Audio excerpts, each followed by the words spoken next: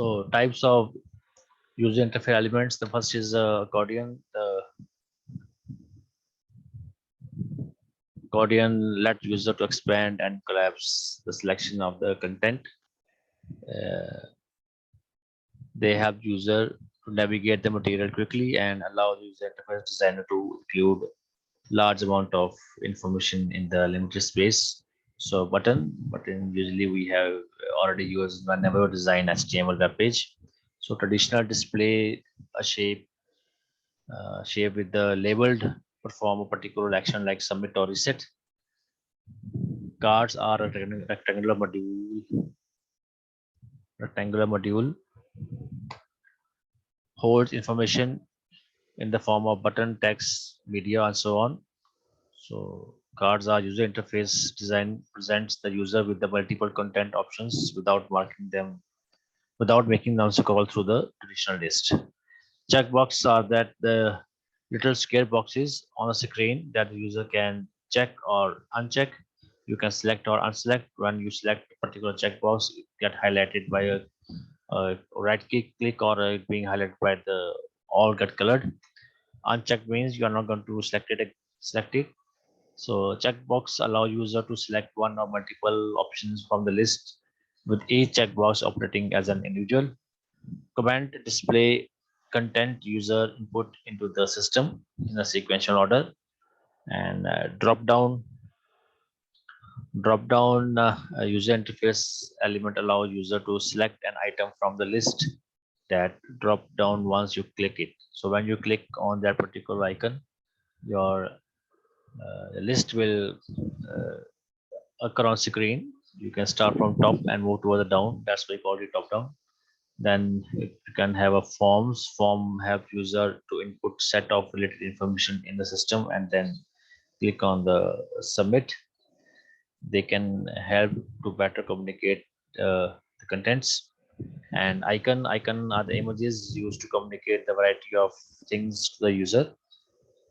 uh, Next is the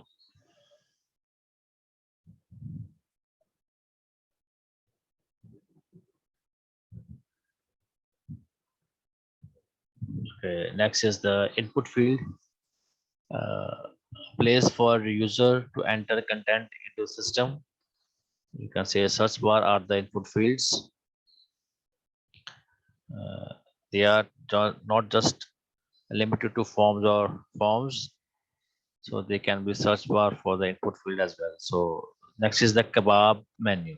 So usually whenever you use an application, you always see this three vertical dots on your application.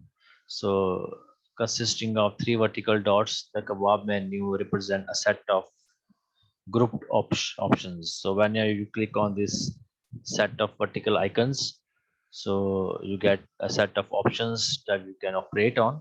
So we call it as a kebab menu. Then you have a loader. Loader are designed to let user know the system is completing an action in the background and should wait. So loader inform the user that some action is being performed, wait for the completion of the action, and then go for the next one. That's the meatballs menu. So this set of rectangles or squares, we call it as a meat box menu. So usually whenever you use your Gmail account, you should see this set of square on the top right side of the Gmail. When you click over there, you can set up various application you can open that is related to Gmail or Google. The meatball menu signifies that there are more options available which are revealed when you click on this meat dots. So we call it as a meatball dots. So these are various user interface designed through which the user can interact with the application on his or her mobile.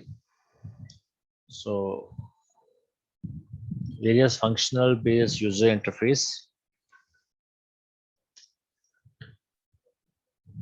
So functional based user interface is set of implementation techniques for user interface application that emphasizes clear boundaries between the functional part of the application. So functional user interface is a set of implementation techniques for user interface application that emphasizes the clear boundaries between the functional part of an application. So functional user interface is simple, more directly reflect the application specification and allow developer to unit test the user scenarios and lead to the application with fewer design and bugs. The functional interface optimizes for correctness while creating the option for developers to later revisit keys or you can say remote data fetching mechanism when information is built. So various applications based on functionalities are thread, asynchronous task, and notification. So what a thread is, when the application is launched, Android creates new process along with an execution thread. And a thread is responsible for everything that happens on screen.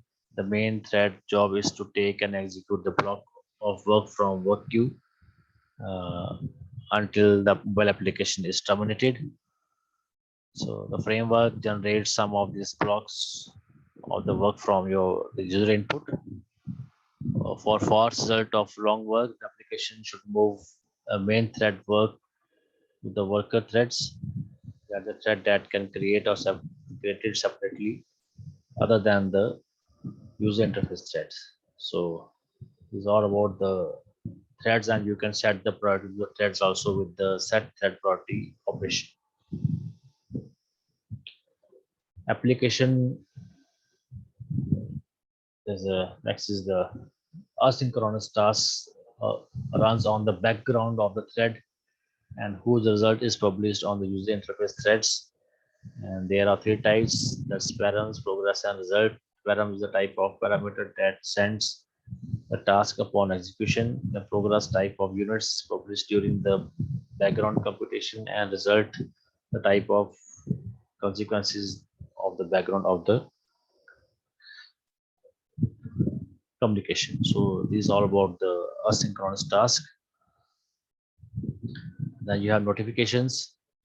So notification provide information about events in the mobile application while application not in use. So usually when you have installed some, let's say, news application in the mobile phone and your mobile is not active, still you get some notification on the screen. So notification provide information about event in mobile while application not in use.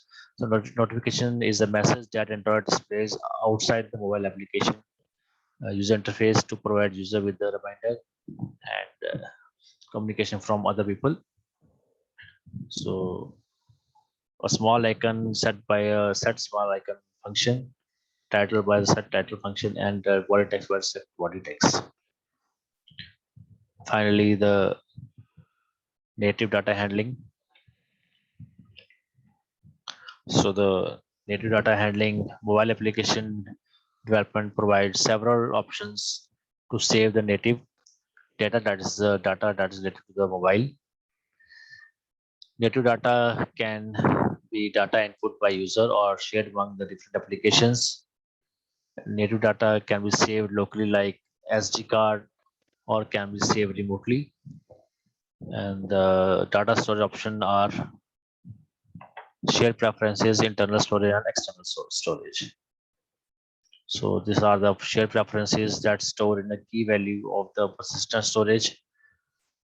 When user need to store preferences like notification, internal storage that you have internal memory of the mobile, and when user uninstall the application, the system remove all application files from internal storage. The internal storage is used when user want to use.